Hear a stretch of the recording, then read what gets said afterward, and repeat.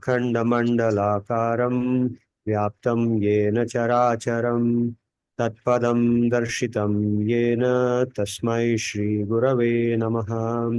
पञ्चतत्त्वात्मकं कृष्णं भक्तरूपस्वरूपकं भक्तावतारं भक्ताख्यं नमामि भक्तशक्तिकं। नमः पङ्कजनाभाय नमः पङ्कजमालिने नमः पङ्कजनेत्राय नमस्ते पङ्कजाङ्घ्रये। कृष्णाय वासुदेवाय देवकीनन्दनाय च नन्दगोपकुमाराय गोविन्दाय नमो नमः। वसुदेवसुतं देवं कंसचाणूरमर्दनं देवकी परमानन्दं कृष्णं वन्दे जगद्गुरुम्। हरे कृष्ण कृष्ण कृष्ण हरे हरे, हरे राम राम राम हरे हरे, हरे कृष्ण कृष्ण कृष्ण हरे हरे, हरे राम राम राम हरे हरे, हरे कृष्ण कृष्ण कृष्ण हरे हरे, हरे Ram Ram Ram Hare Hare.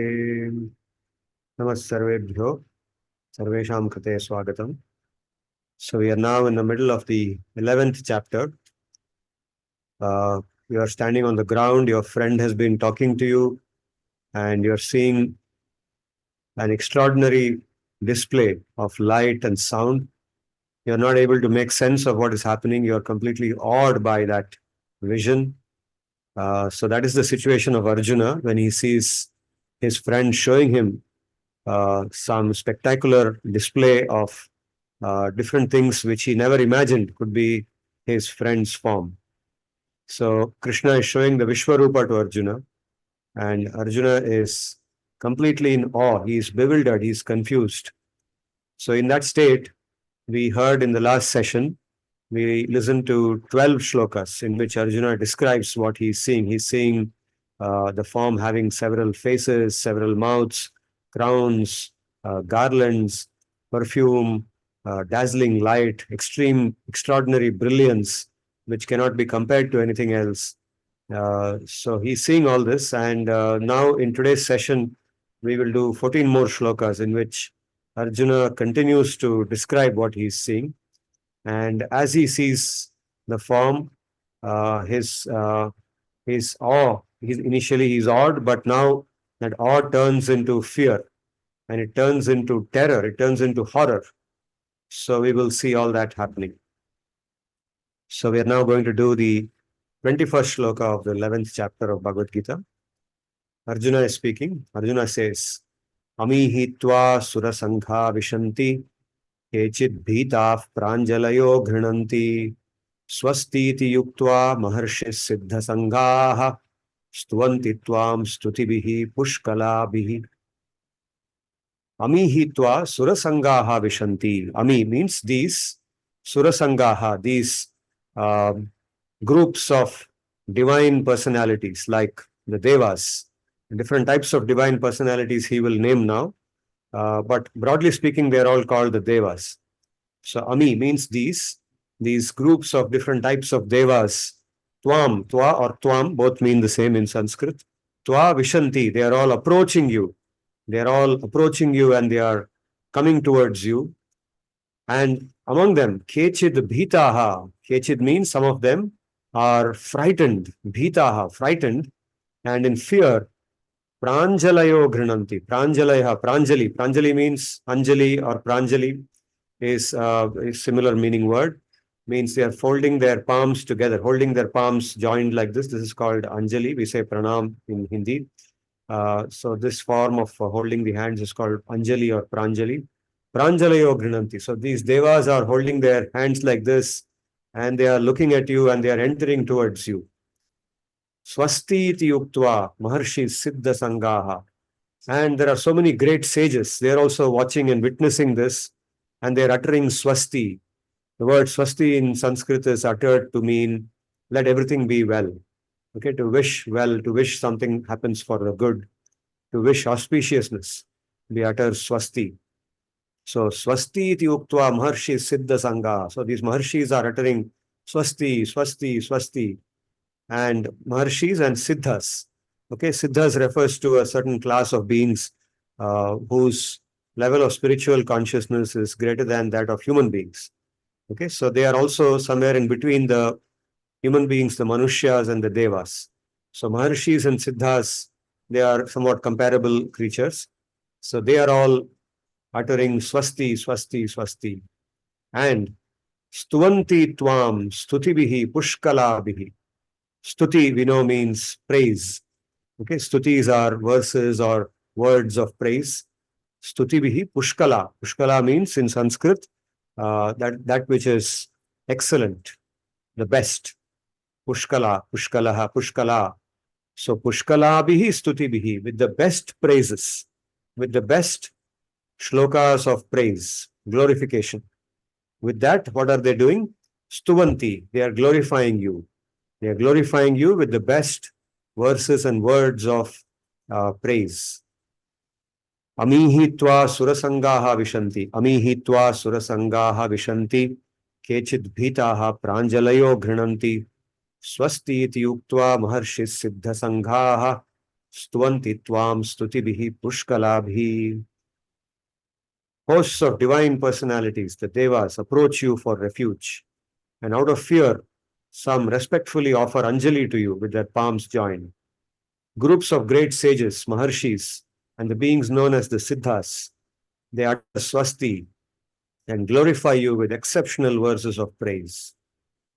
So Arjuna continues, Rudraditya vasavo yecha sadhyaha vishveshvinau marutaschoshmapascha gandharva yaksha sura siddha sangaha vikshante tvam vismitaschaiva sarve. So he just mentioned that different groups of devas are approaching you. Now, who are those different groups of devas? He is identifying them. The Rudras, okay, Rudradityaha, the Rudras and the Adityas. So these are all groups of different types of beings, or you can say devas, who are born out of divine parents. Like, for example, the Rudras and Adityas are both children of Aditi and Kashyapa, Aditi's sons. They are called Adityas. Rudras also are her sons, born in a different time. Similarly, the Vasus, Vasavaha, means the Vasus, a group of 8 Vasus. So 11 Rudras, 12 Adityas, 8 Vasus. They are also children of Aditi. Yecha Sadhyaha. Sadhyaha, that's another group of people, Sadhyaha.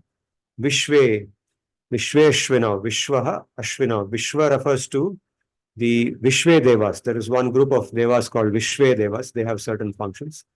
Ashvina refers to the 2 sons of the wife of Surya by name Ashwini. Surya Deva has a wife by name Ashwini, and her sons are called Ashwini Kumaras. They are referred to as Ashwini Kumaras, and sometimes in the Leela of Krishna also they appear. They appear in different times. So he's referring to them here. He is seeing them in that sky. Marutaha, Marutas, the Maruts are, there are 49 devas called Maruts, and they are sons of Diti, another wife of Kashyapa, Diti. Marutascha, Ushmapascha. Ushmapa refers to, again, a set of divine creatures, divine beings, who live in Pitraloka. They work with Yama. Okay, Pitraloka is a place where the Pitra Devatas reside. The Pitra Devatas are the Devatas in charge of the process of Shraddha and the offerings that we make to our Pitras, our forefathers. So they reside with them. They are called Ushmapas, and they are called Ushmapa because of the etymology. Ushmanam pibanti iti Ushmapaha. Ushmanam refers to hot steam or vapor. Okay, these people, they drink hot steam or vapor for whatever reason, that is the consumption they do. And so they are called Ushmapaha. Ushmapaha. Gandharva Yaksha Sura Siddha Sangaha. Gandharvas is one class of beings, and they are associated with their musical abilities. They sing music, and they are very good at music in the universal scheme. So they are called also musicians of this universe. Gandharvas. Yakshas. Yakshas are one class of beings, and they also roam around on this earth. They are invisible to us. And it is said that sometimes Yakshas occupy different natural bodies like mountains or certain trees. They reside there. And sometimes they interact with human beings also. Asuras. Yakshasuras, Asuraha. Asuras, we already know what that word means. And Siddha Sangaha, different types of Siddhas. Siddhas is a large class of people who have attained a certain level of perfection, certain types of Siddhis, groups of such people also. So he's seeing all of these people, they are all witnessing this Vishwarupam along with him. And Vikshante means they are also seeing this. I'm seeing that they are seeing this Vishwarupa. Vikshante Tvam Vismitaha. Vismitaha means completely bewildered or confused. Their mind is blown by seeing this Vishwarupa. Vismitaschaiva sarve. They're completely bewildered and puzzled as they are seeing this. Rudraditya Vasavo Yecha Sadhyaha Vishveshvinau Marutaschoshmapascha Gandharva Yakshasura Siddha Sanghaha Vikshante Tvam Vismitaschaiva sarve. The Rudras, the Adityas, the Vasus, the Vishvedevas, the Sadhyas, the twin sons of Ashwini, the Maruts, the Ushmapas, the Gandharvas, the Yakshas, the Asuras, and the Siddhas are all indeed puzzled and bewildered as they see you.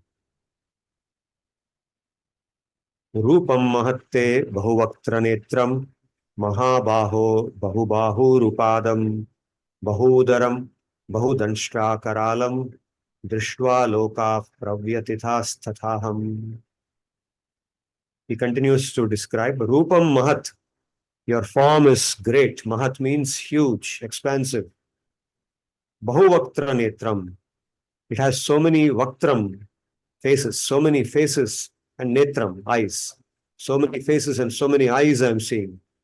Mahabaho. Oh Maha, he's addressing that form. Mahabaho, one with mighty arms. Bahubahurupadam. Bahubahurupadam means you have many hands. I'm seeing so many hands. I'm seeing Uru.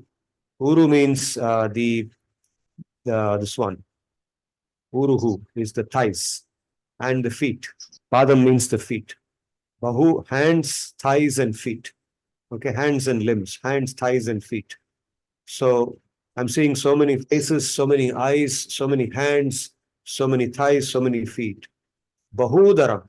Udaram means the navel. So many different navels. Bahudamshtra karalam. Damshtra means literally fangs, like the fangs of a snake, or the tusk of an elephant, or in a human being, the teeth of the canine teeth, particularly the canine teeth of the carnivorous animals. Or if you're referring to, for a human being, the sharp teeth of a human being. Bahudamshtra, I'm seeing such sharp teeth. Karalam means big, huge, or it means very sharp or very big, very mighty teeth. I'm seeing so many faces, eyes, hands, legs, thighs, navels, and so many mighty fangs or teeth in this form. Drishtva, seeing all this, Lokaha, people, the people who are seeing this, that is me and all these devas and maharshis who are watching all this, Pravyatithaha. Pravyatitha means are completely disturbed. Tatha aham. I am also completely disturbed. I'm also disturbed, completely shaken and disturbed by seeing this. Oh, one with huge arms, seeing your mighty form with numerous faces, eyes, hands, feet, bellies, and formidable teeth. The worlds are disturbed and agitated, and so am I. Nabhasprisham deeptamaneka varnam vyattananam deepta vishala netram drishtvahi tvam pravyatithantaratma dhritim na vindami shamam cha Vishno. So he's continuing to describe his disturbance. He says, Nabhasprisham deeptamaneka varnam. Nabha means the sky. Nabhasprisham means your form is touching the sky. It is touching and pervading the sky. Deeptam, it is very bright. Aneka varnam. It's not just one single color. I'm seeing so many colors. It's very colorful. It is deeptam. It's extremely bright. It's blazing. Vyattananam. Its face is Vyatta. Vyatta means expanded, mighty, very spread out, something that is spread out expansively. Vyattananam. Deepta Vishala Netram. Its eyes, the eyes of this form are huge and they are deeptam, means they are bright. They are very bright and burning eyes. They are burning eyes and they are big, huge burning eyes. Drishtva hi tvam pravyathitantaratma. So seeing this form, I am antaratma, means my inner being, my inner self, my mind, my intelligence, my composure. Pravyatitham, I am completely shaken up. Dhritim navindami. Dhritihi means resoluteness, steadiness, resoluteness. Dhritim navindami means I am not feeling any resoluteness. I am feeling completely unsteady. Shamam. Shamam means, calmness, being calm. Completely, no calmness. Dhritim na vindamim shamam cha Vishnu. Oh Vishnu, I am not feeling any calmness. I am not feeling any resoluteness. I am not feeling any steadiness. I am completely unsteady, completely disturbed. Seeing all this. Oh Vishnu, one who pervades everything. The word Vishnu means one who is all pervasive. So he's seeing this form and he's reminded of that word Vishnu. After seeing your form, which touches the outer space, which is dazzling and burning, having numerous colors, gigantic heads, and large blazing eyes, my consciousness is very disturbed, and I experience neither calm nor steadiness. Danshtra karalani chate mukhani, drishtvaiva kalanala sannibhani, disho na jane na labhe na sharma, na labhe cha sharma, prasida devesha jagan nivasa. So now he's addressing that form, like Vishnu, as Jagan Nivasa. Jagan Nivasa means one in whom the whole universe resides. Here, it doesn't mean one who resides in the universe. Jagati Nivasati, that is one who resides in the universe. Jagan Nivasa means Jagataha Nivasa, means one who is the residence of the whole universe. The whole universe resides inside that person. Jagan Nivasa, he's called Jagan Nivasa. Devesha, one who is the master, Devanam Isha, one who is the master of all the Devas, one who is the Ishvara of the Devas, Devesha. He says, Damshra Karalani Chate Mukhani, your faces, so many faces I am seeing, your faces or mouths, Mukha specifically means mouth here. Your mouths are filled with Damshra Karalani, with fangs which are big, mighty teeth. Mighty sharp fangs or teeth. Such mouths. Drishtvaiva kalanala sannibhani means sannibham. The word sannibham in Sanskrit means resembling or like or similar to. Kalanala. Kalanalaha. Kalanala refers to analaha means fire. Kalanalaha, the fire of time. Kalaha, the word kalaha is used in Sanskrit. One is to mean time. Another meaning of the word kalaha is the ultimate destruction, the death. Kala is used to refer to death. So, at the end of the pralaya, when the pralaya happens at the end of the day of Brahma, every day of Brahma, at the end of the day of Brahma, there is what is called as a Maha Pralaya. And during that time, there is a huge fire, it is said, that Sankarshana. Sankarshana is that form of Vishnu or Ananta on which Vishnu lies. So the mouths of that Ananta, they breathe out fire, huge fire. And that fire is destructive. It destroys, it burns everything. Everything gets burned in that fire. Okay, all the living beings, they experience death. The whole universe wraps up into the body of Brahma, and Brahma's night begins. And again, in the next day of Brahma, the new creation starts. The new Manvantara begins, and all the Manvantaras in the whole Kalpa of Brahma is initiated at that time. So here he is comparing the fire, the blazing fire coming out of the mouth of that universal form, the different mouths.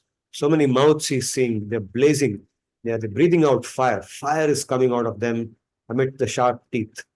And that fire is resembling this universal destruction fire, the fire which consumes the universe at the end of the day of Brahma.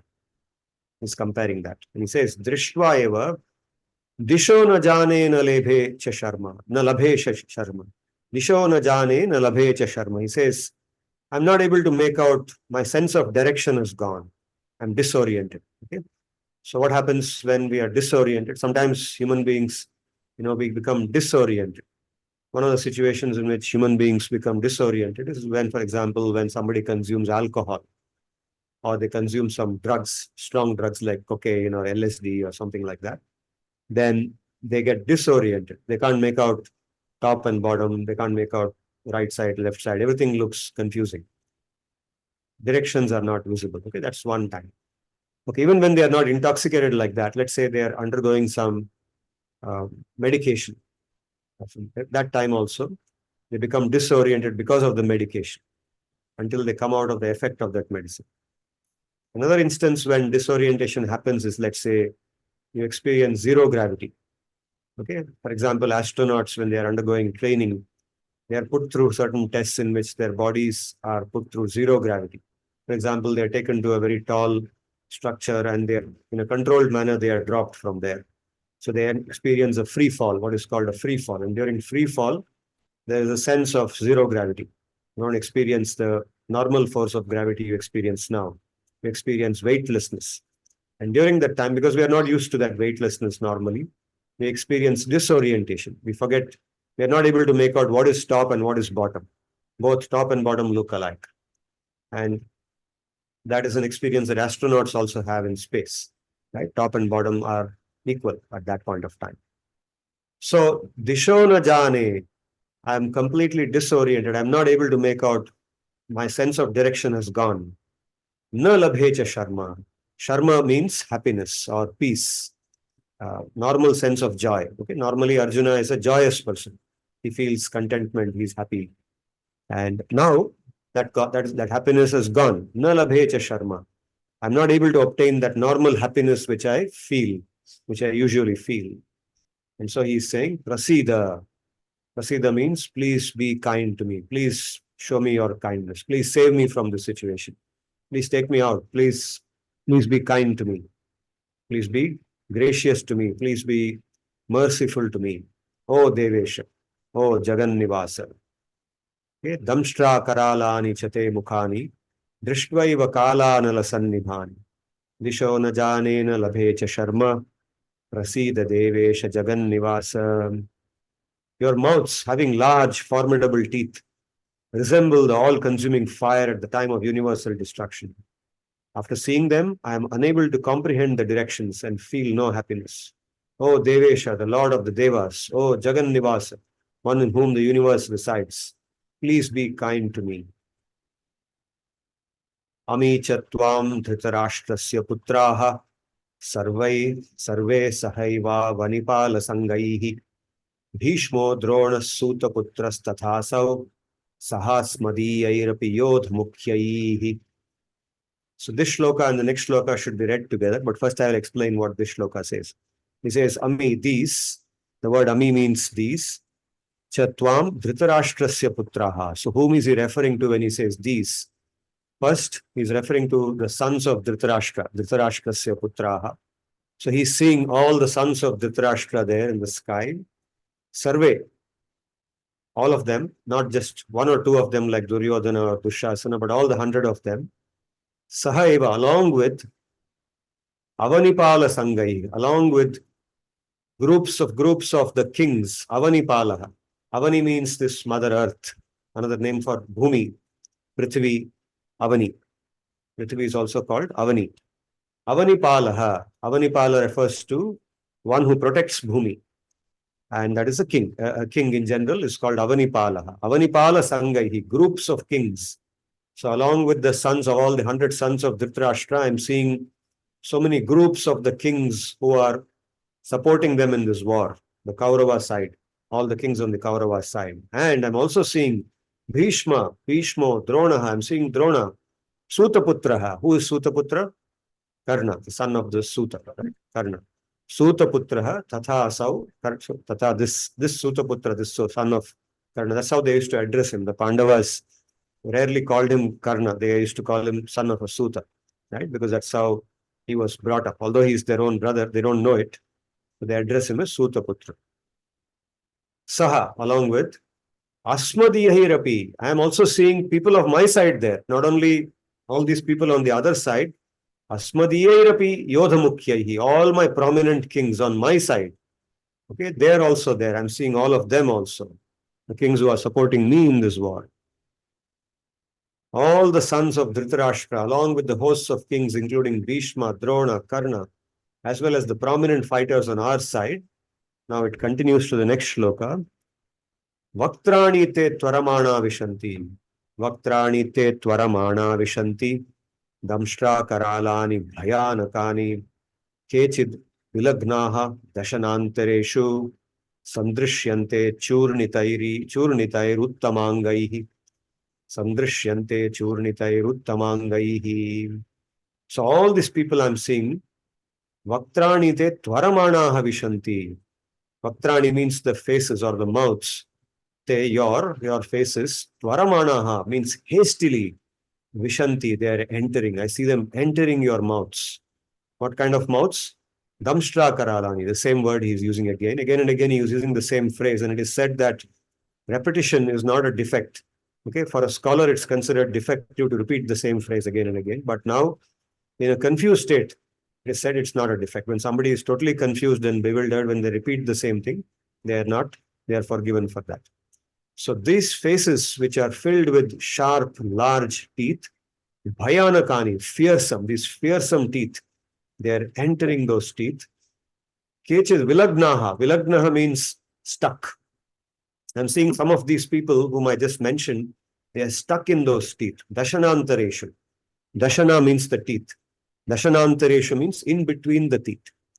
These people are stuck in between the teeth. Sandrishyante, they are seen by me. They are seen, they are visible. And how are they visible? Churnitaihi uttamangaihi. Uttamangaha means the head.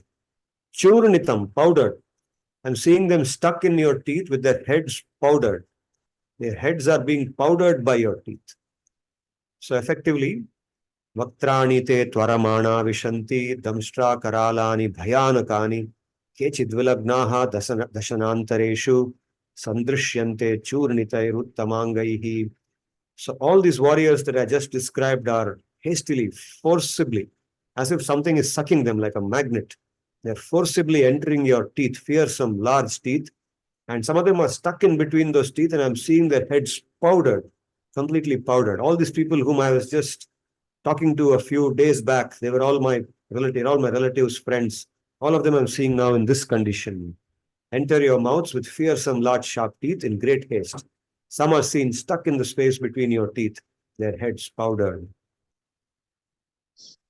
Yatha nadinam bhavom samudrameva bhimukha dravanti tatha tavami naraloka viraha vishanti vaktranyabhivichvalanti. Just like yatha nadinam, yatha means just like nadinam, of the rivers, bhavaha, of many rivers, ambuvegaha. Ambu means the water, vegaha, the force of the water.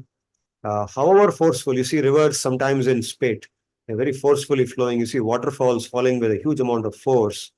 Samudrameva abhimukaha dravanti. All of them are rushing towards the ocean, regardless of where they are. So many different rivers are spread all over the country or all over the continents, and they're all flowing in different directions. They are falling in waterfalls. They are moving with great speed in different directions. But wherever they are moving, ultimately they are all samudrameva abhimukaha. They are all pointing towards the ocean only. In that manner, in that same way, Tava Ami Naraloka Viraha. They're all seeming to be flying in different directions, but they're all Vishanti Vaktrani Abhivijvalanti. They're all flowing into your mouths and faces, which are burning. Abhivijvalanti means burning. Jvalanti, burning. Your faces which are burning and flaming with fire. Into those flaming mouths, they're all flowing. Just like the umpteen torrents of rivers that flow only towards the ocean and finally enter it, these heroes among the human beings, using the word Naraloka Viraha, there's a kind of a sarcasm here. These are all supposed to be great heroes among the human beings. But now, what are they doing? They are just forcefully entering your fiercely burning mouths. And now he uses one more metaphor. He says, Yatha pradiptam jwalanam patangaha vishanti nashaya samruddha vegaha tathaiva nashaya vishanti lokas tavapi vaktrani samruddha vegaha. Just like yatha pradiptam jwalanam patangaha, just like if there is a blazing fire somewhere, patangaha, insects, Vishanti, the insects enter. And what happens to them when they enter the fire? Nashaya samruddha vegaha. They forcefully enter the fire as if that is their job, but they get destroyed in the fire. Tathaiva, just like that. Nashaya vishanti lokaha. All these people are just entering your faces and just getting destroyed. Tavapi vaktrani samruddha vega. They are forcefully entering your mouths as if that is the place they ought to go. But what happens after entering? They are just getting destroyed. Just like insects enter a bright fire with great speed and are destroyed, these people enter your mouths in high force only to be destroyed. Yatha pradiptam jvalanam patangaha vishanti nashaya samruddha vegaha tathaiva nashaya vishanti lokas tavapi vaktrani samruddha vegaha le lihyase grasamanas samantat lokan samagran vadanair jvaladbihi तेजोभिरापूर्य जगत समग्रम भासस्तवोग्राह pratapanti Vishnu. So again, he's addressing him as Vishnu. Vishnu means one who is all pervading. Okay. So, oh, all pervading one. What are you doing? Le likhyase. Okay. There's a dhatu, there's a verb in Sanskrit called lich. Lich means in Sanskrit, lick in English. Okay. The word lick, the verb lick in English, I think comes from the Sanskrit word lich. Lich means to lick. Here, likhyase means licks. Le likhyase means repeatedly licks, licking again and again. Okay? Grasamanaha. Grasamanaha means it's continuous present tense, swallowing. As you are swallowing, you are repeatedly licking. Samantat lokan. So just now he said all these people are entering your mouths. So now he's saying you are consuming them. And as you're consuming them, you're licking your lips. You're licking them. You're licking and consuming. Repeatedly licking and consuming. Samagran vadanaihi jvaladbihi. With all these numerous blazing faces. All these numerous blazing faces and mouths on those faces. You're consuming these people who are entering them and licking them repeatedly. You're happily licking and consuming them. Tejobhirapurya. Tejobhirapurya means you have filled up this universe. Apurya means having filled up with your brightness, with your fire. Tejobhihi, with your fire and brightness. Jagat Samagram, this entire universe you have filled up with your fire, blazing fire. Bhasastavo graha pratapanti Vishnu. This entire universe now, you have filled up with this blazing fire and it is burning. Your brightness is burning this universe. Pratapanti means burning it up, completely burning it up. Jalaraha, that feeling. Consuming. One second, right? Consuming all people. Oh my God, it's going back again. Yeah. Consuming all people around with your blazing mouths. You lick them again and again. Oh Vishnu, all pervasive one. Your scorching radiance, having filled the entire universe, is burning it. Akhyahi me ko bhavanugra rupo namostute devavara prasida vigyatumichhami bhavantamadhyam nahi prajanami tava pravrittim. So now, having described all this in the last, so today we are doing 14 shlokas, so we are now in the 11th of the 14 shlokas. In the last class we spoke 12 shlokas, of which I think Arjuna spoke something like 7 of them. 7 shlokas or so were spoken, 7 or 8 shlokas were spoken by him. So that plus this 11, that means about 19 shlokas he's speaking. This is the 19th one. And now he's concluding his speech.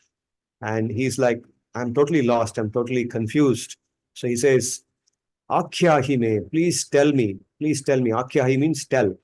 Me. Ko bhavanugra rupo.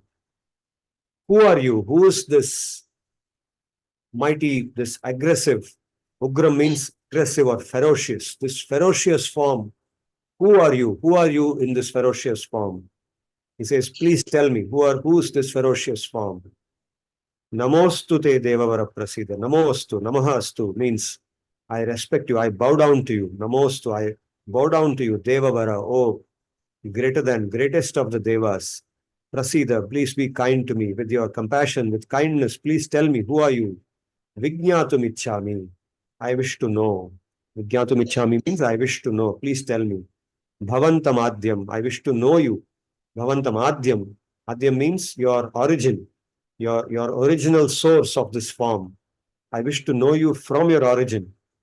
Nahi prajanami tava pravrittim. I am completely able to not understand. Nahi prajanami means I just don't understand tava pravrittihi. This pravritti, this manifestation.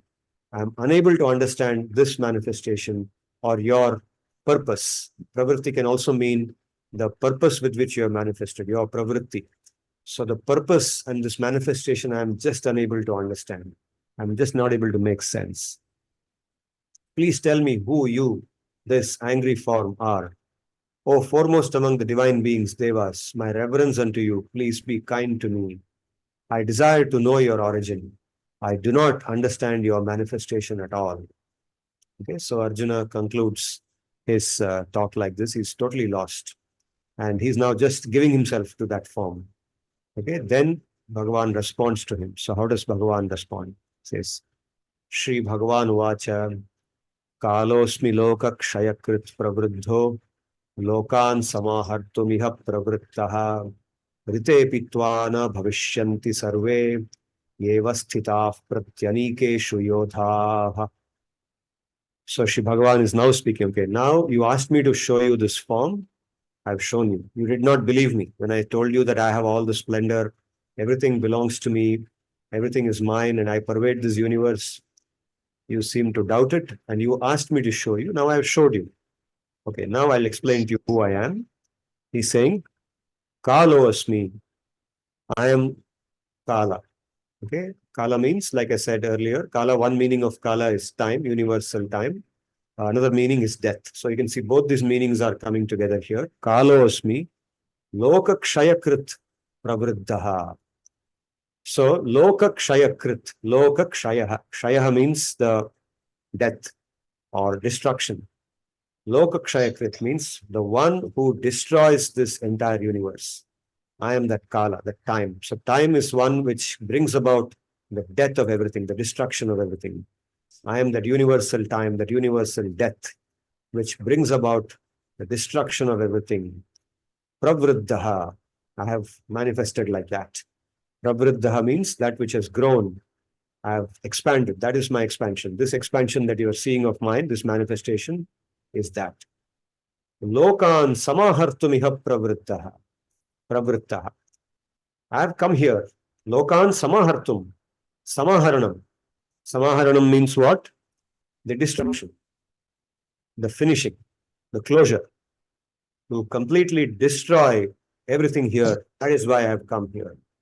Okay? Rite pitva na bhavishyanti sarve. Rite pitva means leaving you aside. Na bhavishyanti sarve. Apart from you, nobody will be left. Ye avasthitaha pratyanikeshu yodhaha. All these people who are here, especially those who are on the other side of the war.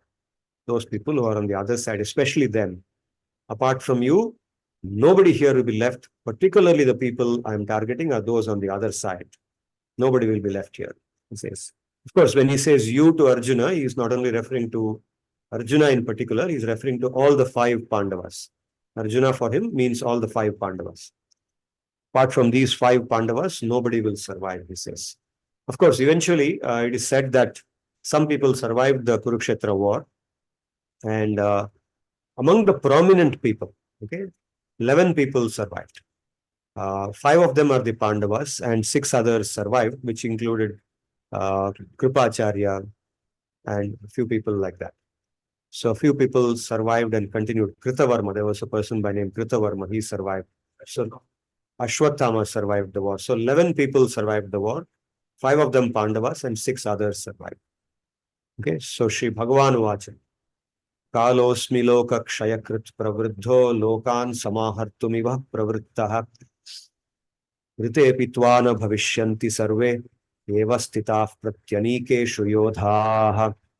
Shri Bhagavan said, I am time which is expansive and which diminishes the life of people. I am here to take people away. Other than you, none will remain after this war, particularly those fighters on the other side. Tasmat tvamuttishta yasho labhasva jitva shatrun bhugshva rajyam samruddham mayaivaite nihataf purvameva nimittamatram bhava savyasachin. So now he's coming back to the point. He's saying, Tasmat, therefore, Tvam Uttishta, therefore please stand up. Yasho Labhasva, attain fame. Yashaha means fame. Labhasva, attain, obtain. Please stand up. Therefore, now after having heard all this from me, particularly the last thing I said, just stand up and obtain fame. Jitva Shatrun, Bhungshva Rajyam Samruddham. Conquer your enemies, and after conquering them, enjoy or experience this huge kingdom, Samruddham Rajyam, this prosperous kingdom, Samruddham Rajyam, Bhungshva, experience this prosperous kingdom. Come on, get up, stand up, conquer your enemies, and experience this expansive kingdom. Mayaiva ete, Maya eva, by me alone. Ete, these people, nihataha purvamehava, before itself, even before coming here and standing here in this formation to fight a war, even before all this, I have already finished them, I have already killed them. Nimitta matram bhava, be just my agent. Nimitta matram, nimitta means an instrument, okay, or an agent, nimittam. It is just we say instrumental cause, not the root cause. The instrument, be just an instrumental cause. O Savyasachi. Savyasachi is the name of Arjuna that is used because Arjuna was ambidextrous in his archery. He could fight equally competent with both the arms, right hand as well as left hand. Okay, there are a few people in this world who are like that. For example, in handwriting, some people can write equally well with both the hands, right hand and left hand. Or in, let's say, playing a sport, let's say they are playing tennis, they can play equally well with both left hand and right hand. Or playing cricket, they can bat with both left hand and right hand. There are a few people like that, very few people. Very rarely you find people like that. And Arjuna was one such person who could do his archery with both the hands equally competently. So he was extra talented compared to other archers. So he's addressed as Savyasachi. Okay, so Nimitta matram bhava Savyasachi. Oh, Savyasachi, just become my instrument. I'm not putting the burden of killing these people on you because I have already killed them. Maya eva ete nihataha purvameva. Maya eva means by me. Eva means only by me. Maya eva, by me itself. Ete nihataha. These people have already been killed. Purvameva means before itself. Means before coming here itself. I have already decided that they should be finished. Their life is over. And so this war is just an instrumental thing.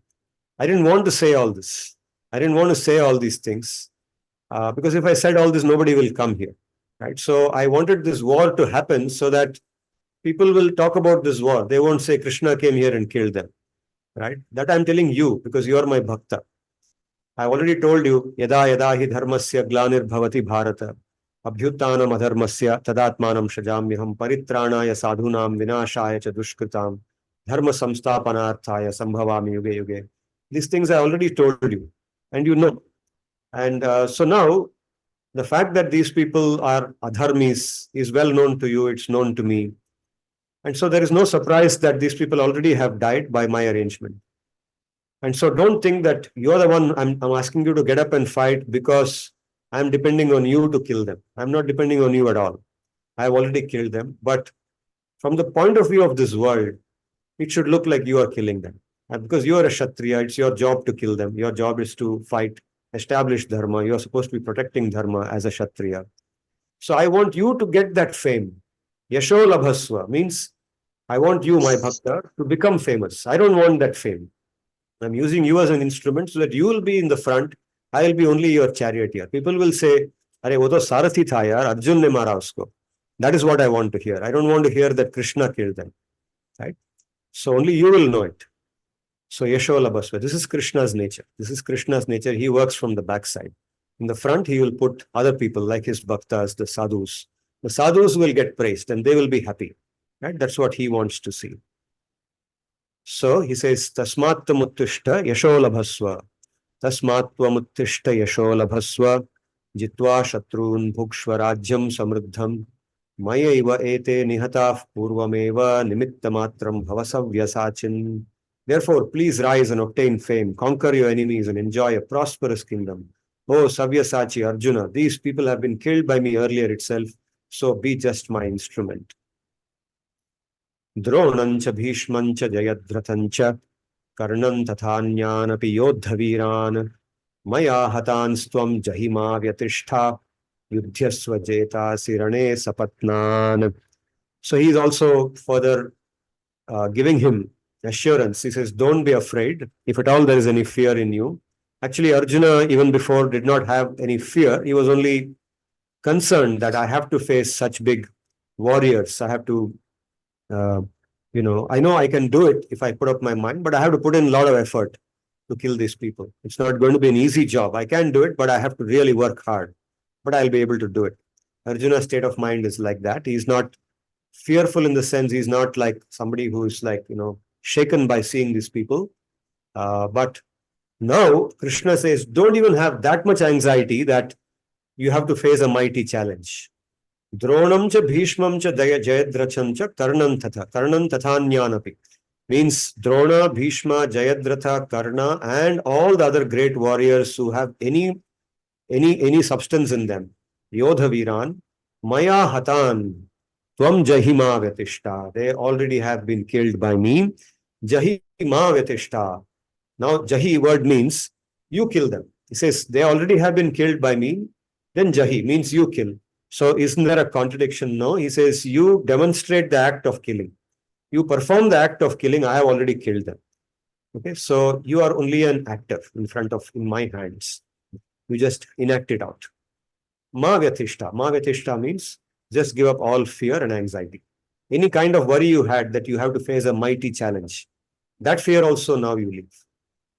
Yudhyasva Jetasi Rane Sapatnam. Yudhyasva, now fight. Jetasi, you have already won. Already the victory is in your hands. Rane Sapatnam. Sapatnaha means those who are your fellow associates. You already have conquered them. All these people who are your family members, you already have won over them. He says, knock down the mighty Drona, Bhishma, Jayadratha, Karna, and all other great fighters that have already been killed by me. Do not be fearful and anxious, but just fight. You have already conquered your rivals on this battlefield. Okay, so these three shlokas Sri Bhagavan speaks. And here, basically, these three shlokas are very famous because they show multiple things. First of all, they show Sri Bhagavan's way of thinking. Okay, he is the root cause of everything. Sarva Karana Karanam. He is the source of all creation, the source of all energy. Everything runs by his arrangement. Okay, now this does not mean that human beings or living beings don't have any free will. Well, free will is very much there. We have our free will. And of course, the level of free will that we have depends on the karma that we have done in the past and the environment into which we are put according to that karma. So within that bound, within those bounds, we have a lot of free will. But the enactment of that free will happens through Bhagavan. Bhagavan is the one who sanctions the free will to be performed in a particular manner and the outcomes of that free will, good or bad, the rewards that come or the punishment which comes because of the way we enact that free will, that is given by him, by his system. And so he is always in control of everything. Everything happens under his control. Okay, so despite having that position, he is always extremely humble. He considers himself as a servant, as a person who facilitates the happiness of other living beings, not as an enjoyer, not as a person who enjoys this universe, not as a person who secretly watches everyone else suffering and watching them suffering, he is enjoying. Okay? This is one of the things that Western philosophy always grapples with, which our philosophy has comfortably answered long, long ago. Western philosophy has this question that if there is a supreme being, if there is God, if there is a supreme intelligence, then why is there so much suffering? then there is so much debate on, okay, there is a supreme intelligence, but it likes to enjoy the suffering of the living beings. And it also gives reward when the living being becomes good. It enjoys when the living being suffers. All this kind of confusing philosophies exist. But in our philosophy, especially the Bhagavad Gita, there is no confusion at all. It's extremely clear. Okay. And in the Mahabharata, you see how Krishna plays a role. Although he is the supreme, and that point that he is the supreme, the root source, he is mentioned again and again in the Mahabharata. Throughout the Mahabharata, that theme is woven. It weaves across the Mahabharata. And in particular in the Gita, it is brought out very well. But what comes out there is that Krishna is not talking about that or trying to show that himself. When he speaks to people, for example, he's always very humble. Okay, he projects himself, or he presents himself as a person who's there to serve others. He's there in the service of others. You take his Balya Leela, for example, as a cowherd boy, a Gopala. He's there serving the go, right? Go Seva. Go Seva is his primary job in Vrindavan, in Gokula. All the time he's doing service. He's never thinking they belong to me. So I belong to them. I am their servant. And when he grows up and becomes a prince in Dwaraka, okay, he never occupies the position of a king. I am the master, I am the ruler, right? His grandfather, Ugrasena, who is actually not his biological grandfather, who's like a cousin grandfather. He's related to him like a grandfather. He occupies the throne. Okay, he assists him. He assists his father, Vasudeva, and the grandfather, Ugrasena, in doing their jobs, in their duties. Okay. So in this manner, he's always an assistant. In the Kurukshetra Yuddha, he becomes a Sarathi, he becomes a servant, he becomes Arjuna's charioteer. Whatever you want, I will do. Tell me what you want. Okay. Many times he tells that if you even instruct me once, I will break my vow. I've made a vow that I will not take up any weapon, I will not fight in this war. But if it is for protecting you, I will break that vow anytime. You just tell me. Okay. And then they say, no, we will not make you break your vow. We will fight. We will do it. He tells this, of course, he knows that they will say that. So he's saying this to make them fight. He wants to see them doing their duties and show the world that it is our job to do our duties. Bhaktas are people who do their duties even better than the karma yogis do. Okay. It is said that karma yoga is about doing your duties sincerely without attachment and so on. So a lot of talk is there about karma yoga, but nobody talks about bhakti yoga because people don't understand it. And when you talk about bhakti, people think bhakti means sitting in some temple or sitting in a puja room and singing songs and shedding tears from your eyes, becoming emotional. Bhakti is for sentimental people. It's a complete misunderstanding of bhakti. Bhakti is superior to both jnana and karma, and it includes whatever the jnana yogis and the karma yogis do is included in bhakti yoga. And the bhakti yogis do their duties even more sincerely than the karma yogis do. That their heart, the heart in the duty is even more because they're doing it for the pleasure of Bhagavan. They want this world to be run in the way that Bhagavan wants it to be run. That is bhakti. They want to run this world, or they want to see this world in a situation which will be pleasing to Bhagavan. That is bhakti. The karma yogi doesn't think like that. The karma yogi only thinks that I should do my duty in a manner that is freeing from me, that frees me from all bondage. Okay, he's thinking about himself. He's not thinking about Bhagavan. Bhagavan for him is only an instrument to take away his punya and papa. Both punya and papa are taken away by Bhagavan, so that I will become free from bondage and I'll get mukti eventually. I'll get jnana and I'll become mukta. That is the karma yogi's thinking. Whereas bhakti yogi's thinking is, I will do my duty with all my life in such a manner that Shri Bhagavan will be very pleased when he sees this. And this is what he wants from the Pandavas in the Kurukshetra Yuddha. He wants them to be perfect in what they do, and he keeps motivating them. Again and again, he motivates, particularly Arjuna. Okay, the act of, like we once mentioned when we were talking about the Bhishma Leela, in which he gets down from the chariot, he picks up a chariot wheel and rushes towards Bhishma. Okay, and he acts as if he's going to kill Bhishma with that. And at that time, Arjuna gets down and runs behind him and holds his feet and says, Krishna, stop. I will do it. Okay, so all the day, since the time he does, since the beginning of the day till the time he does this, he has been trying to instigate Arjuna to fight better and better and not allow Bhishma to be in charge. But now he does this to really spark Arjuna. He wants Arjuna to, he feels Arjuna is not doing his best. So he wants to spark him up even more. He wants to fire him up. So he does this. So his point is to, to show the world that Bhakti Yoga means this. This is the meaning of Bhakti. And by doing this, I will be pleased. And your bondage with me, your bond with me will become very, very strong. And you will enjoy that rasa of Bhakti, that sweetness of Bhakti. So this is where we are now. We have completed 34 shlokas of the 11th chapter of Bhagavad Gita. And we have another 21 shlokas in this chapter. That is, the chapter has 55 shlokas in all. So we will do that in the coming 2 weeks. So I will stop for now for today. And if you have any questions, comments, etc., we can take. Those who are online too can please express your. I have Niharika asking a question. Shall we start with Niharika? Then we'll come to Dheeraj. Yes, Niharika. Sir, good evening. Yes, good evening. Sir, today's class, this is just my feeling. I don't know if somebody else resonates with this, but I just wanted to understand. I found today's set of, Bhagwan Vacha very disturbing, because I felt all of the while that my understanding from Gita has been that we have to. There is a lot of bhakti, there was a lot of motivation, there was a lot of bigger picture that Shri Bhagwan was trying to show Arjuna. Today he actually gave him the result itself. He said this is what is going to be the outcome. So when he says you are only being the instrument to make to make this niyati happen, so you please go ahead and fight with all your might. So somewhere I felt this was complete contradiction of my understanding of the whole Gita itself.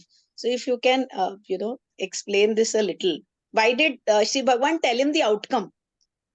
Somewhere I don't know if I'm able to articulate it correctly. Yeah. So I don't see any contradiction. Your question is a very logical question, but I don't see the contradiction. I'll explain to you why. In the case of Arjuna in particular, and also applies to many of us, that Arjuna, you see, is in a situation where he is trying to run away from his duties. He's trying to go away from the duty, and he's been basically evading that particular thing that he is supposed to be doing. He's there to fight the war, and he's supposed to be not only just a warrior, but he's the lead warrior on the Pandavas side. He's the hope of the Pandavas. The entire Pandava army is relying on him to take the lead, and then they will just support him. That's the mentality which they are there. But he says, I will go away from the war. So Krishna is trying to now, since the beginning of the second chapter, trying to convince him, giving him logical reasons why he should be fighting. So now he's saying, get up and fight. Tasmat tvam uttishta yasholabhasva. But that is not the first time he has said this. Multiple times in the second chapter, third chapter, fourth chapter, he has said that now get up and fight. Get up and fight in different words. He has said, get up and fight. But Arjuna has still not got up and fought.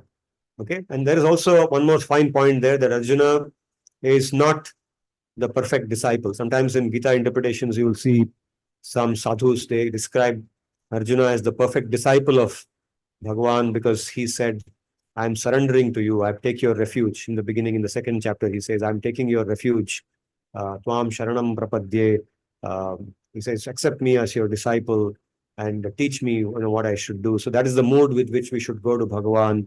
That is correct. We should go to Bhagwan with that mood. But Arjuna, even though he says that, he is not genuinely behaving like a disciple should. Because a disciple is one, when a guru says, do something, regardless of what that is, he will immediately do it. He will not think twice. Now, after saying that I am your disciple, and Arjuna has said, used very strong words like, I take your sharanam. Sharanam prapadya means I am completely taking your refuge. And even after saying that, Krishna has said so many times that get up and fight, get up and fight. He is not fighting. So Krishna is now driven to a point where, he's tired of saying get up and fight. So he's saying one more additional thing, that look, don't think you're going to do this. Okay. You're not any big deal. You're just a small fragment. I am the one who has already done everything. Know that. Okay. All I want you to do is just be an instrument. So he is pushing him to say that. Okay. But still, he is not saying you can now go away from the war because I have done everything. He's saying you still have to be my instrument. Okay, instrument in the matter of establishing dharma. I want this world to run by dharma, and you still have to be my instrument. I want it to happen through you. Although I have already decided the outcome, it should happen only through you. Okay? So the message for us is that, yes, some things Sri Bhagavan has already decided, but he has not told us what those specific things are. And he won't tell that to us upfront like he has told to Arjuna. So he expects us to do our duty. Okay, and what he wants us to do specifically, how he wants us to do, he will guide us if we ask for his guidance. He will guide us on a daily basis, on a day-to-day basis. Every now and then he will show us. He will put us in situations which help us realize what wrong we have done or what right things we are doing. He will show us through that. And that is what he wants us to do. Okay, so there is no contradiction in his saying that. Sorry, one more add-on question. But why would he? So, as you said, yeah, exactly. My second question was the imperfect disciple bit is the message that was resonating while he questioned and, had this thing. So, why would he choose him to be the instrument? If we just go back and we don't know all of this, if we are just hearing this for the first time, why would Sri Bhagwan choose somebody as imperfect as Arjuna to be his disciple, to be the instrument of this whole big this thing? Ideally, somebody like Yudhishthir should be the person in my mind, whom he would have said, ki just do this, believe me. And then if he said Sharanam, he would be in Sharanam. Yeah. So I'm just comparing the two characters and thinking, then why is Yudhishthir not the chosen one in this entire thing? Yeah, because Krishna and Arjuna actually are very intimate companions from eternity. They are eternal companions of each other as Nara Narayana. Okay, Arjuna is not just a Jivatma like us. He's a Jivatma, but he is not like us in the sense he's a Nitya Mukta. He's a Nitya Siddha associate, a Parikara of Bhagavan. And he resides with Bhagavan as Nara Narayana, in the form as Nara Narayana. He's the Nara in that. Bhagavan is Narayana. So he has been brought in this Leela. When Shri Bhagavan appears, his Parikaras also appear. So he appears with him. And he is put in different situations. Now, in the Bhagavad Gita, in the Kurukshetra Yuddha, he has been deliberately put in that situation of an imperfect person. And he's been chosen. So why has he been chosen? Again, like I said, being his Parikara, Shri Bhagavan says a qualification that Arjuna has. He says, you are Bhakto Asime Sakha Chaiti. You say that is in the 4th chapter. This phrase comes. He says, you are my Bhakta and you are my Sakha. You are my Bhakta and you are my Sakha. And he says, you are Anasuya. Okay, in the 9th chapter, he says, Idam Tute Guhyatamam Pravakshyami Anasuyave, in the beginning of the 9th chapter. So he's addressing Arjuna as Anusuyuhu. Anusuyuhu means one who is free from any asuya. Asuya is envy, hatred. These qualities like hatred, envy, etc. towards other beings. Arjuna is one who is completely free from that. Arjuna has no hatred, envy in his heart. Such a person becomes very dear to Bhagavan. Like he says in the 12th chapter, Adveshta Sarva Bhutanam. Among the 34 qualities he lists in the 12th chapter of those who are very dear to him, the very first quality is the quality of Adveshta, or the lack of Dvesh. Arjuna fulfills that condition. So Arjuna is very dear to him. So from that point of view, Arjuna is even more dear to him than Yudhishthira. Yudhishthira is also very dear to him. No doubt, Yudhishthira also has all these qualities, but Arjuna is his Nitya Parikara. So therefore, he is chosen as an instrument here to receive the Bhagavad Gita and play the role of a confused person, because that confused person represents us. So this message is actually for us, not for him. But in that situation, he is being used as a channel for giving us that message. One more thing. Yeah, Swapnil wants to add a point there. Yes, one more thing also I want to add. I think we discussed it earlier also. Because Arjuna was confused and imperfect, he was a good example to show to the humanity that even a confused and imperfect person, if there is a grace of God, can do his things correctly. Yeah, so Swapnil is pointing out that by using Arjuna as a confused person there, I mean, if Arjuna was in a situation of no confusion and it was just a conversation between Krishna and a person who is not having confusion but just asking basic questions and Krishna is speaking, then the people like us may say, okay, But that person is a great sage, and so he can understand what Bhagavan is saying. But how can a confused person like me understand it? So he's putting him in a confused state to show us that, yes, this message can be understood by people who are confused. It is meant for them. So you are confused, and therefore you should now read this so that your confusion will go away. So good point. That's a good point. Okay. All right. Now I'll take some other questions. Udit, you have a question? Uh, Good evening, sir. Am I audible? Yes, Udit, you're audible. Sir, one thing that I could understand or relate to was that when Bhagwan says that everything is set in stone and all you need to do is take action. So I was thinking about, let's say that I have to, that there's a messy room that I've created and I want to get that room tidy. So somewhere, if you think about it, like people say that if you think about that you're going to get it done, then halfway you're already done. And then you get that positive energy and you get your work done. So can we relate that positive energy to Bhagwan actually coming? I mean, some people say that God is energy. So can we relate both of them? Yes, very much, very much. I would relate it in this manner. You see, a bhakta uh, understands that everything eventually happens by his arrangement, right? So maybe there is something already predestined in what has to happen. Now, bhakta knows that that outcome may come, but he doesn't know what that outcome is beforehand. Like Arjuna did not know until this point, but now Krishna has told him. So we also don't know, and Krishna normally doesn't tell us. Nobody tells us, and we don't know what's going to happen. Now, knowing that that is what will happen, the bhakta thinks that I'm open to whatever happens, because whichever way the outcome is, there will be something that makes me closer to Bhagavan by that. Maybe what I'm trying to do now will succeed, and exactly what I want will happen. Or maybe the exact opposite will happen, it will fail, and what I want will not happen, something else will happen. Now, the bhakta thinks that by Bhagavan's arrangement, whichever of the two outcomes will happen, Bhagavan will take care of me. He will give me a bhav by which I will become even closer to him. My bond with him will even become closer, and he will be pleased with it. If it goes in the wrong direction, then he will tell me, he will teach me how to cope with that. Right? For example, let's say that I'm giving you now a down to earth example. Let's say that you're going to catch a bus. Okay.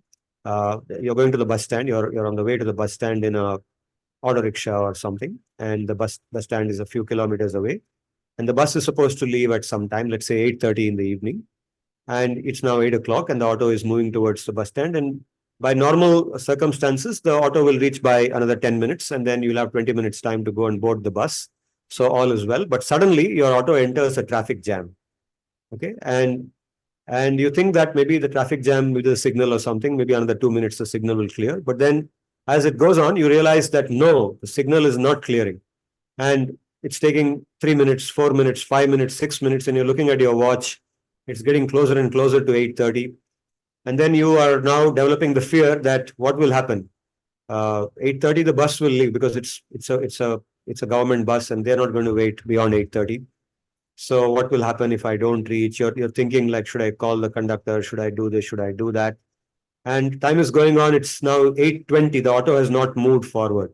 And it takes 10 minutes to reach there from this place. Even if the jam clears now, it's going to, it's going to take 10 minutes and you will reach just on time.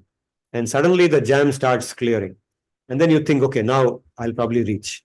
And then again, you find that the traffic slows down. Again, it speeds up. Again, it slows down. The auto is moving. The driver knows your urgency. The driver is trying to help you. He's trying to weave between the traffic. So what does a bhakta do in this situation?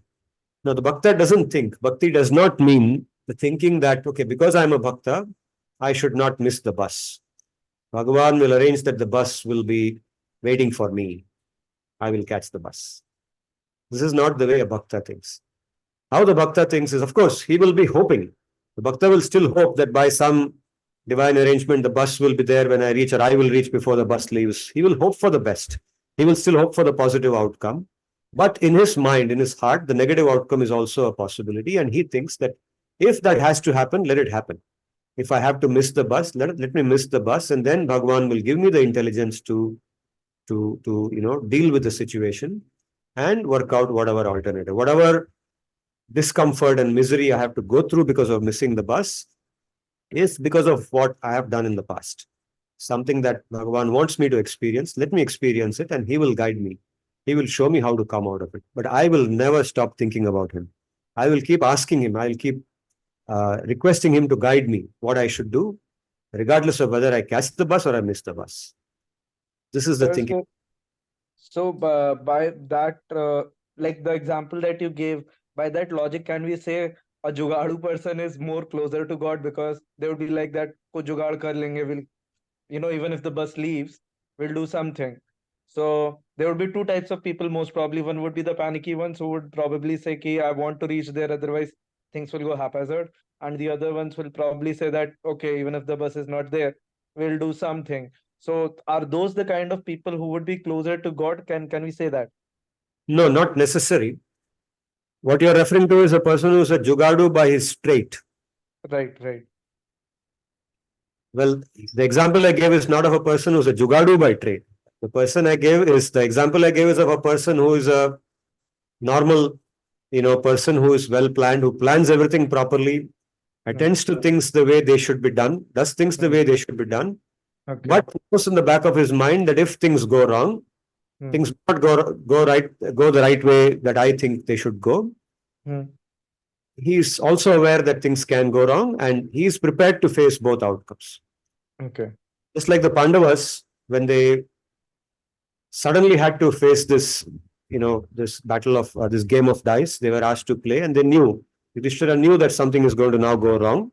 He didn't know what would go wrong, what exactly would happen, but those things revealed themselves over a period of a few days. And it was known that now they have to go to the forest and live for 13 years. So at one time, they were just enjoying life and they were living in Indraprastha in a luxurious palace and things were all good. Everything is going smoothly. They were thinking of Bhagavan all the time, no doubt about that. But within a period of just a few days, in just maybe 3-4 days, everything changed. And 3-4 days later, they are going from being residents of a beautiful palace to now residents of a forest in just a few days' time. Okay, no notice given, no 6-month period or 3 months notice given. Just few days, they're going to the forest. And in that condition, how are they coping with it? Okay, you can see that they're not shaken or disturbed or completely, upside down. The world has become upside down. Nothing. This is okay. We'll now deal with this. Bhagavan will give us the intelligence as to how to deal with every situation which comes. And they deal with that. They take it as it comes. So Bhakta is one who takes it as it comes. He knows that Bhagavan has a larger plan. So now they will interpret. How do the Pandavas interpret this once they find themselves in the forest? They would interpret as, yes, there is some larger plan that he has. Because we know that he is in control. Even though we are not in control, he is in control. And by his control, things will eventually work out whatever way that is pleasing to him. And that is what we also want. Right? They are always going to be with him. Thank So you. he's Jugadu by trait. But he will do Jugad when the situation for Jugad appears. At Okay. that time, he's ready for Jugad.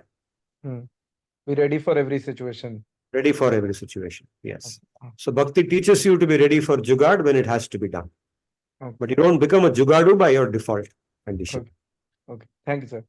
Yeah. Puneet has been waiting for a long time. Yeah, Puneet.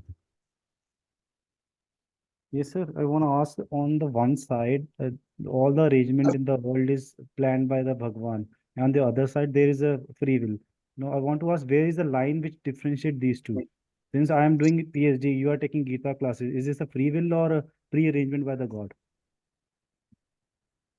Well, what is destined is this. When you say what is destined by Sri Bhagwan, you see, first of all, at the level of karma, when we are born into this particular birth, there's something called as prarabdha karma. Prarabdha karma means a certain set of punya and papa, the fruits of the punya phala and the papa phala, the fruits of the punya and papa we have done in the past. One set of that has been allocated for experiencing in this particular birth that we are born into now. Okay, and that will unfold over the lifespan that we have. Suppose we have been given a lifespan of say 80 years. Okay, I'm giving some number. Now, in those 80 years, at some age, something will happen. Some kind of happiness will come to us. Some kind of misery will come. That has been allotted. Okay, now how it will come, in what form it will come, that is not given. Okay. Now, within this broad thing, this structure of a framework of a lifetime, let's say, we are also given the free will to perform different types of actions by which we can change that karma. That karma phala that we are set to experience can be either softened down, the effect of that karma can be made less. The papa, for example, suppose somebody's karma is that he should lose a limb. Let's say his hand should be cut off, okay, by some accident. Then by doing some appropriate parihar in advance, using his free will, that's where free will comes.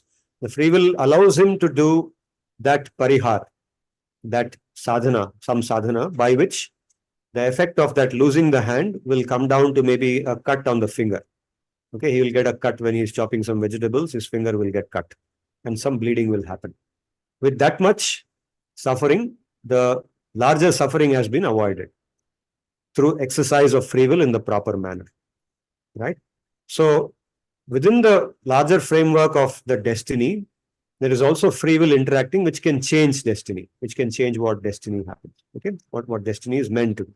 Similarly, when Bhagavan says that Yada yada hi dharmasya glanir bharata abhyuttanam adharmasya tadatmanam shrijamyaham, and then he says paritranaya sadhunam and so on. Now, he is not necessarily thinking that, okay, in this avatar of mine, the Kurukshetra Yuddha will happen and Duryodhana will get killed on the 18th day of the war. All these things he may not have necessarily schemed out, designed out. His larger intention is that by the time I complete this avatar of mine on this bhumi, I should have re-established dharma in some way. Okay, now he allows Duryodhana to exercise his free will. He gives him a lot of option. If you see the Udyoga Parva of the Mahabharata, in the Udyoga Parva, which happens after the Vana Parva is over, and the discussions are going on between the Pandavas and the Kauravas, okay, because it's rightful, as per the principles of dharma, the Kshatriya dharma, it is very appropriate that the Pandavas should be given back their share of the kingdom and go back to Indraprastha and rule from there. But what happens is Duryodhana does not give. So negotiations happen. And during those negotiations, you will see how Duryodhana is given ample opportunity, more than ample opportunity, with no other human being will get, to exercise his free will and give the kingdom back to the Pandavas.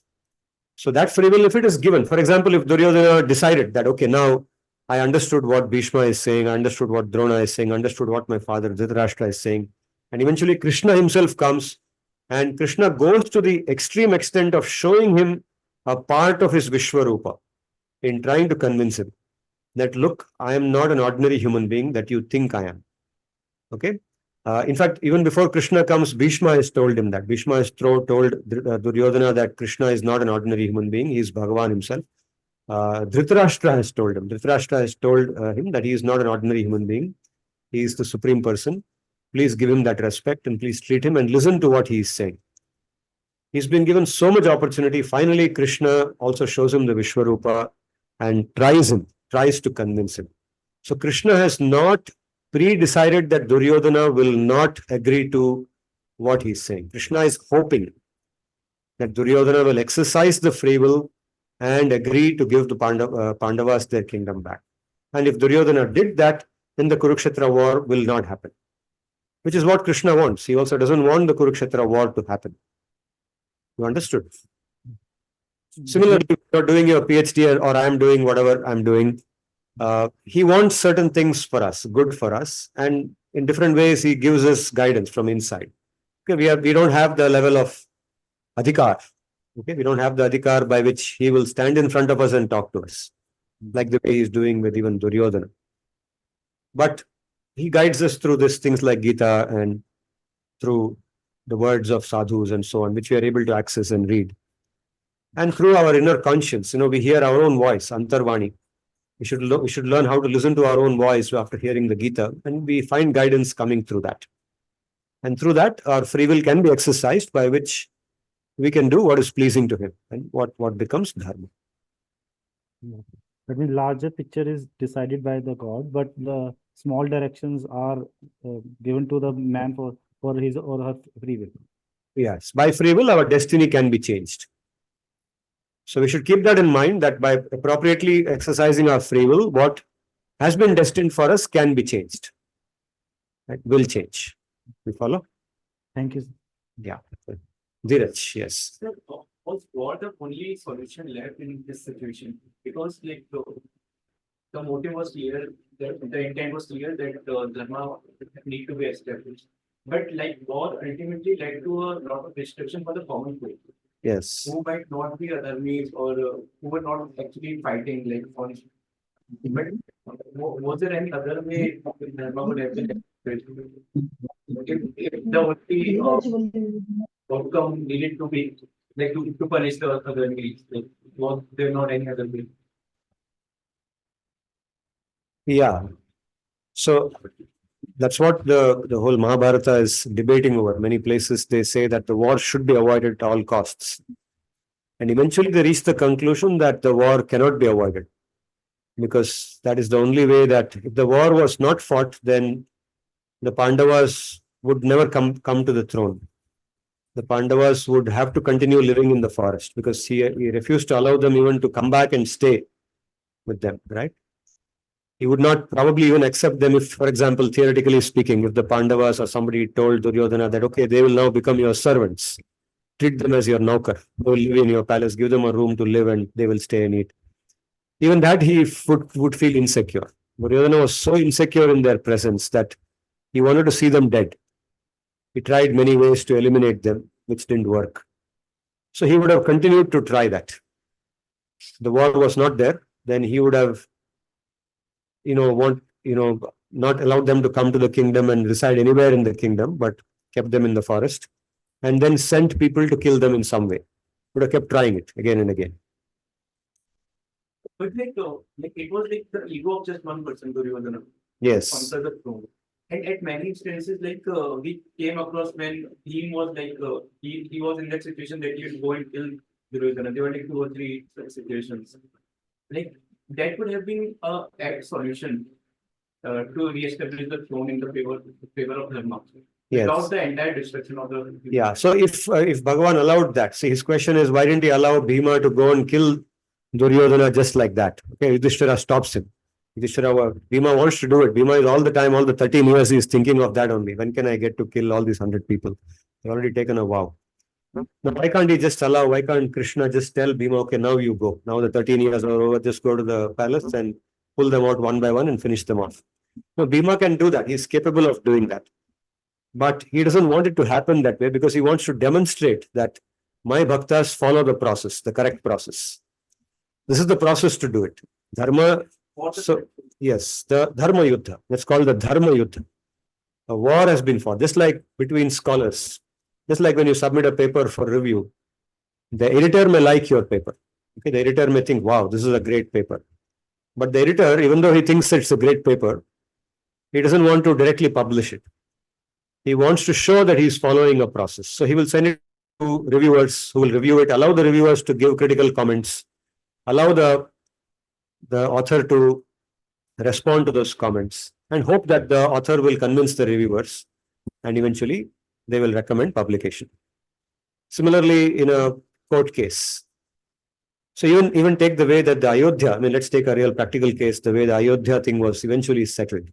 Right now by brute force, initially some brute force was also tried. And there was a big procession, I think 1991, there was a big group of people who went and broke the mosque and everything, and a lot of commotion happened. And that process, if that process continued, let's say that by brute force, the people who said we want to build the temple went and had a war against those who said we don't want the temple. And by brute force, they vacated everybody, and Ayodhya, or the temple was built.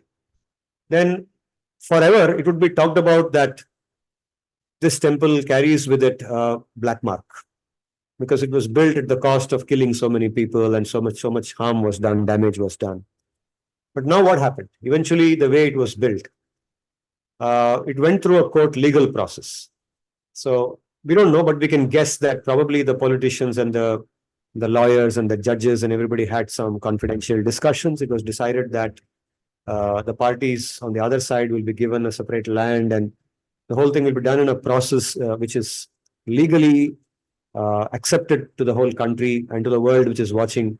The world will also accept that yes, a proper process was followed, and then the temple was built. And so the temple is built, and then now everybody is talking very positively about it. The whole process is praised. The process has been praised, and the people who would have opposed it also don't have much to say. They're only raising some very feeble objections by saying this and that. Typical political comments. But otherwise, nobody has any major black mark against the process. Similarly, Dharma Yuddha, the way that Sri Bhagavan now eventually accomplished this, is by showing that my bhaktas, whom I want on the throne, they followed a dharmic process. They gave every chance for the war to be avoided. And the war could not be avoided. Then they fought the war, but they fought the war dharmically, in a dharmic manner. And everybody followed what they are supposed to do. And eventually, the Pandavas won. The dharmic side won. So he wants to show that. So now when we talk about the Kurukshetra war, we use that Kurukshetra war as an example for saying that dharma should be followed.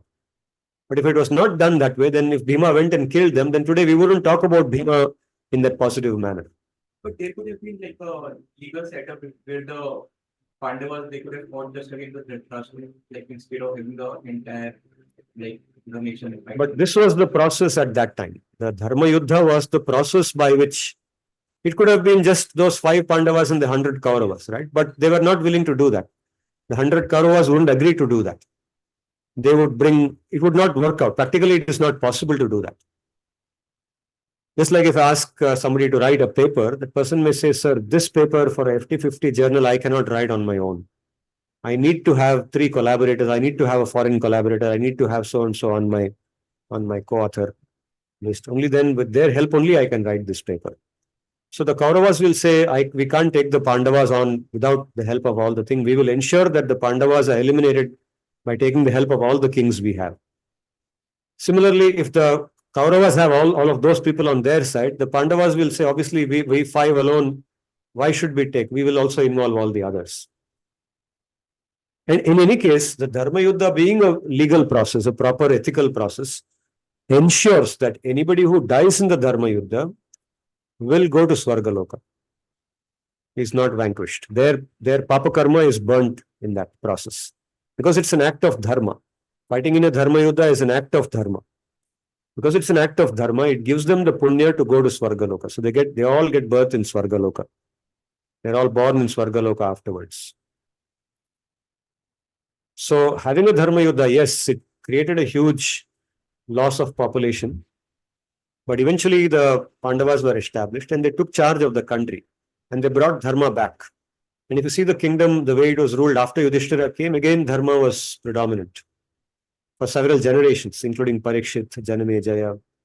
For several generations that are talked about in the Mahabharata after the Pandavas also, dharma continued to be there at a good level. Of course, Kali Yuga begins after that. And because of Kali Yuga, dharma has to decline. That anyway happens. That's a different thing.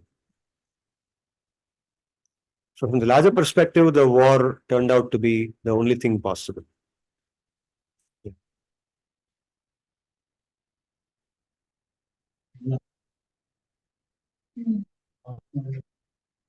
Okay, so I think we have had a good number of questions today too.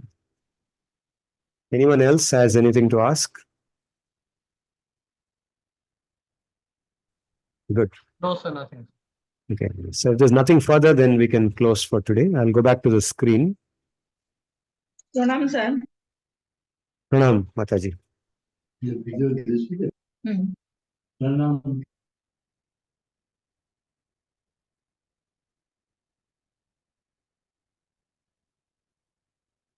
Om Swasti Prajabhyah Paripalayantam Nyayena Margena Mahim Mahishaha Gobhramanebhyo Shubhamastu Nityam Lokas Samastas Sukhino Bhavantu. Om Tad Vishno Paramam Padagum Sada Pashyanti Surayah Divi Vachakshuratatam Tad Vipraso Vipanyavo Jagruvagum Sassamindhate Vishnoryat Paramam Padam. Om Shanti Shanti Shanti. Hari Om Tatsat. Dhanyavadaha. Punarmilam.